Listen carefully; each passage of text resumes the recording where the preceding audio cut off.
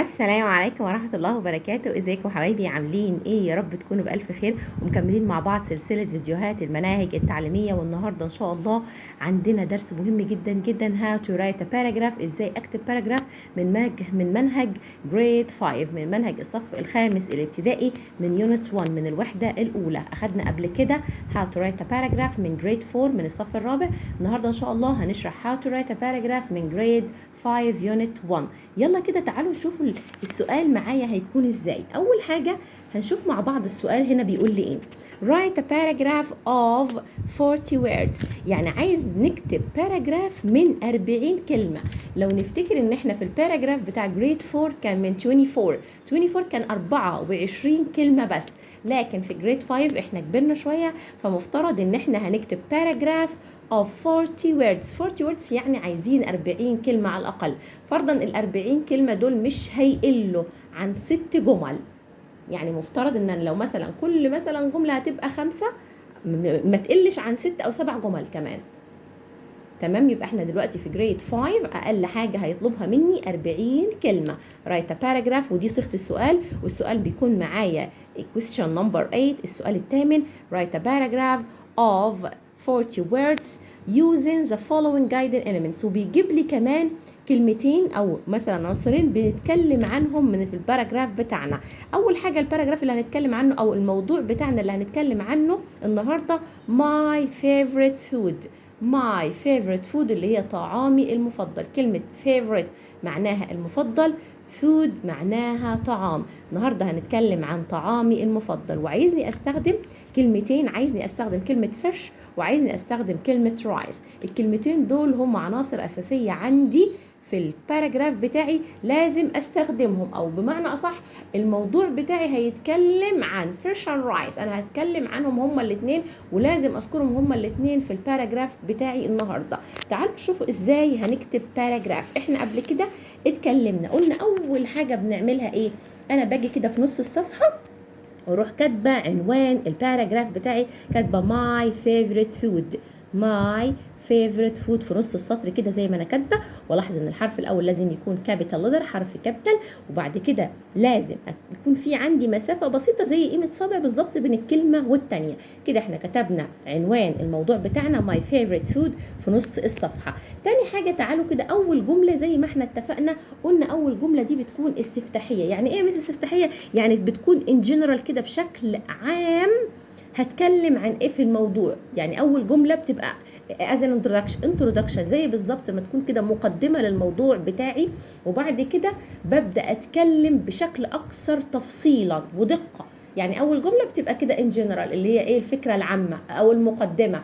كل باراجراف او كل اساي بنكتبه بتبقى له ليه مقدمه، بتبقى له ليه بعد كده المحتوى نفسه اللي احنا بنتكلم عنه، وبعدين بتبقى له الخاتمه. تعالوا نشوف اول جمله اللي هي الانترودكتوري، الجمله المقدمه دي my favorite food is fish. اتكلمت بقى بشكل عام، قلت ان انا طعامي المفضل my favorite food is fish، طعامي المفضل هو السمك. my favorite food is fish. دي كانت اول جمله، واراعي ان الحرف الاول معايا لازم يكون كابيتال لتر، وبعدين بسيب مسافه بين الكلمه والتانيه، واخر الجمله بحط بيريود اللي هي نقطه. طيب بعد كده هاجي بقى ابتدي افسر واتكلم عن الايه، عن الموضوع بتاعي. هقول ايه؟ it's a delicious meal. it's a delicious meal يعني انها وجبه لذيذه.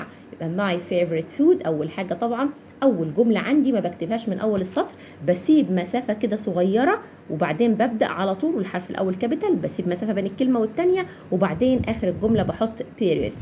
It's a delicious meal يعني انها وجبه لذيذه. طيب هاجي بعد كده افسر في الموضوع واقول ان ماما بتشتري السمك مثلا من السوبر ماركت. my mother buys fish from the supermarket or from the market. my mother، واخلي بالي اني بسيب مسافه واخر الجمله نقطه. my mother buys. ولاحظ هنا ان احنا استخدمنا زمن البريزنت سيمبل لان انا بتكلم عن شيء بشكل عام في حياتي. بقول مثلا والدتي بتشتري السمك، لا مش بتشتري دلوقتي، احنا بنتكلم بشيء على شيء بشكل عام في حياتنا، او روتين او حاجات حقيقيه في حياتنا بتحصل، هستخدم زمن البريزنت سيمبل. فبقول my mother buys fish from the market. ماما بتشتري السمك من الماركت. she cleans the fish well. she cleans fish well. هي بتنظف السمك كويس قوي. she cleans fish well. هي بتنظف، وبرده cleans هنا في البريزنت سيمبل. and cooks it for lunch. وبتعملهن كمان وتطبخهن وجبة الغداء. طيب I think it is healthy. أنا بعتقد كمان إن السمك ده أكل صحي. I like it with rice. أنا بحبه مثلا مع الأرز. إيه كمان؟ وإحنا قلنا لما بنذكر كذا شيء زي مثلا rice, bread and salad، فباجي مثلا بين الكلمة والتانية بعمل إيه؟ بحط كما. يعني ما ينفعش أقول يا مس rice and bread and salad، لا غلط، أنا بجيب كما لما بذكر كذا حاجة متعددة مثلا زي كلمة رايس، بريد، سالاد، لا انت هتجيب كما بين الكلمة الأولى والتانية. تمام. وقبل الكلمة الأخيرة بحط كلمة and، بربط ما بينهم بكلمة and. يبقى أنا دلوقتي هقول إيه؟ I like it with rice. أنا بحب السمك، وكلمة it هنا عايدة على طبعا الفش اللي هي سمك.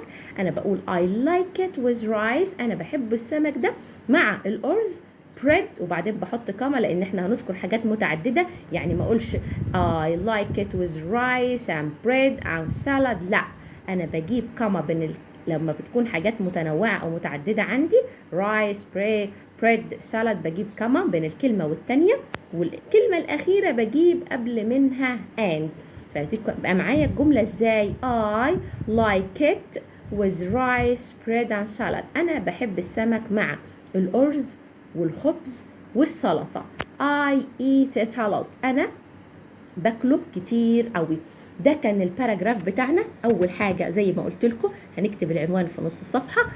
تاني حاجة الجملة الأولى ما بنكتبهاش في أول السطر، بنسيب مسافة شوية كده وبعدين نبدأ الجملة بتاعتنا. الحرف الأول بيكون كابيتال، بسيب مسافة بين الكلمة والتانية. أول جملة اللي بتكون introductory يعني كده مقدمة للباراجراف بتاعي، بتكلم in general في الموضوع بتاعي زي ما ذكرت هنا my favorite food is fish. اتكلمت كده عن الموضوع بشكل عام، قلت إن أكلتي المفضلة هي السمك.